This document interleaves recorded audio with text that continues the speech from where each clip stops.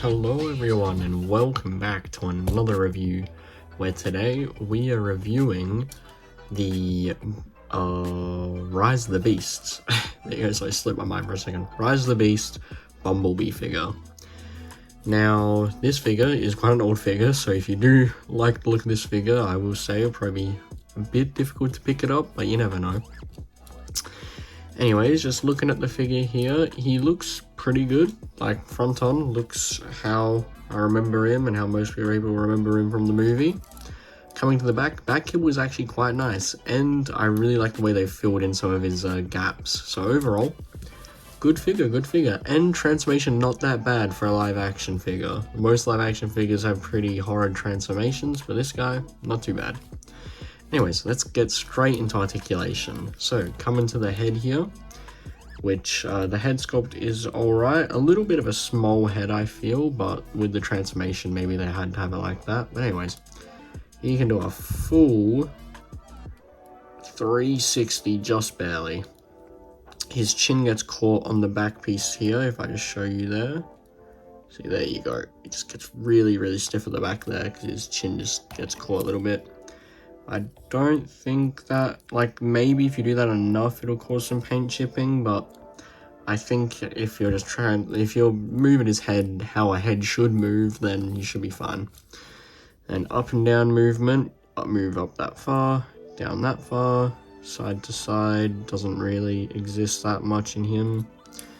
Go to his arms. Now this is where the wings up the back are going to be a problem, because he can't exactly do a full 360 spin with those at the back. If you move his arm out the way a little bit, he technically can.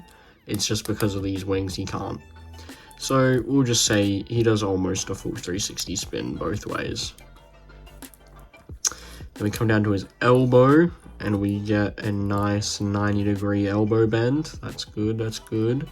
And we get a elbow swivel. So that's very cool.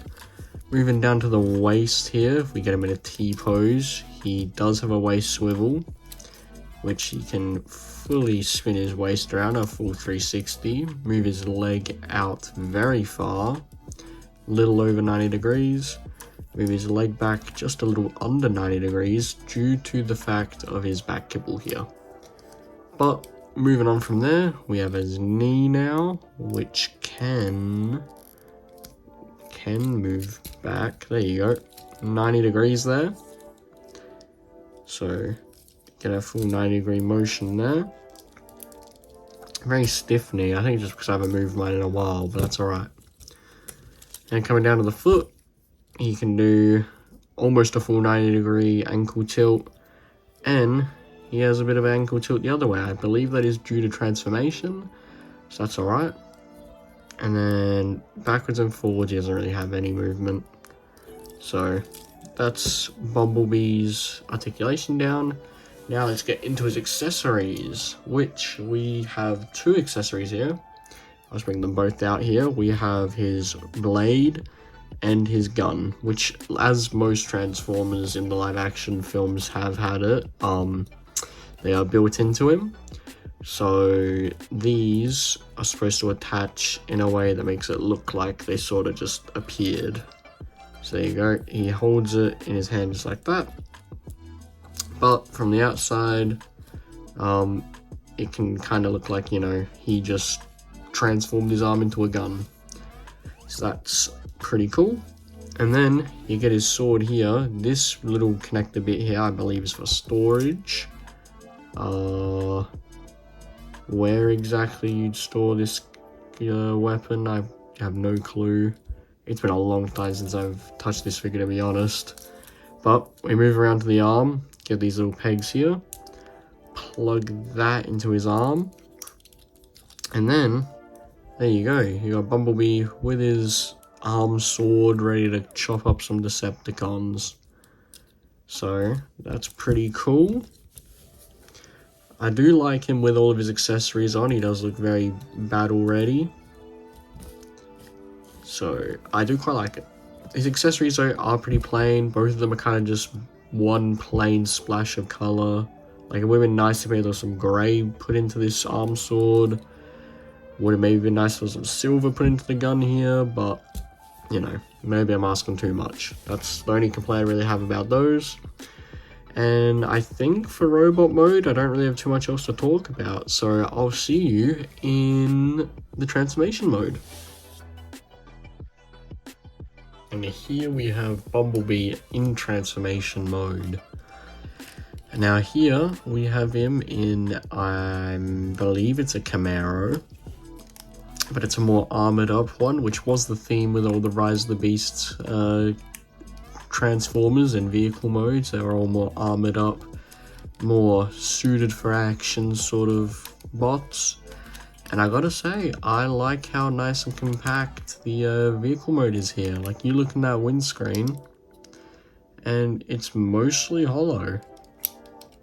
It really folds up nicely, and everything sort of has a place to go.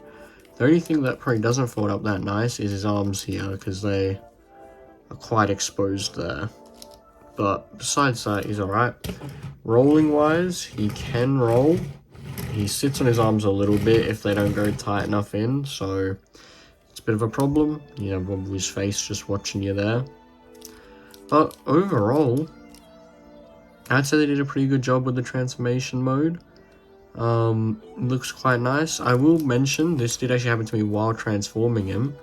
You can technically remove this bull bar at the front, which leaves you with this, but it kind of leaves the Camaro looking a bit bold.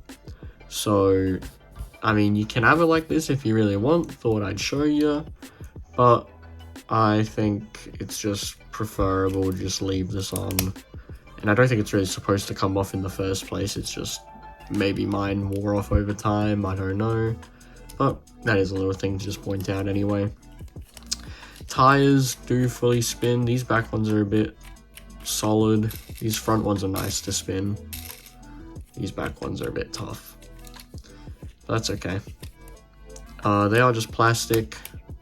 No rubber or anything, but most figures are just plastic tires, so fair enough. Not too much detail on the car. They do have nice silver painted headlights. If you shine them in the light, they do kind of reflect a bit. So that's nice. Would have been nice if maybe these bits up here were painted for the fog lights, but not much you can do. So I think transformation though, he looks pretty good. So we'll move into my final thoughts. Okay, now coming to my final thoughts on the Rise of the Beast Bumblebee. I think he is a great figure. Honestly, I feel he's a little small for a figure. Like, I get that he's supposed to be size accurate. Now, I'll bring in a little spoiler figure. So I'm trying to keep, you know, you guys on your toes about what figures are coming out when, but I'll reveal this one to you so that way you can get this comparison in this video. The Rise of the Beast Optimus Prime. Stand him up there, stand Bumblebee there. Here, they look great together. Amazing. Super duper good together. But Bumblebee just feels really, really small. Like, even in my hand, Bumblebee just seems like a really, really small figure when I don't know if he should be. Like with some of my previous videos, I've mentioned I feel that a good human size comparison for these figures is Lego figures. And here we just have plain old Emmett. And like, size him up to Optimus, yeah, if a semi-truck turned into a robot, I mean, I feel like that's pretty accurate. If a Camaro turned into a robot, I don't know, it's an okay size, I think. But like, he just feels really small and slim, which maybe that's what they're going for with this Bumblebee, I don't know. That's like my only complaint, I guess. So I'll just get these extras out of here. And so, now, wrapping it up with Bumblebee though, do I recommend picking up this figure? It's an interesting one because he is obviously off the market now. Rise of the Beast has been out for a while, and so a lot of these figures you'd have to find on the aftermarket. So I'd say I wouldn't pay that much for this figure. Definitely don't go paying hundreds of dollars. But if you can maybe find him for $50 or less, possibly consider picking it up if you really like Rise of the Beasts. But I'd say if you are content in waiting, I'd probably hold out till a remake of this figure, or even till the next live action movie when they no doubt bring another Camaro Bumblebee into the frame. But until then, I've been your host Slide, and I'll see you all in the next one.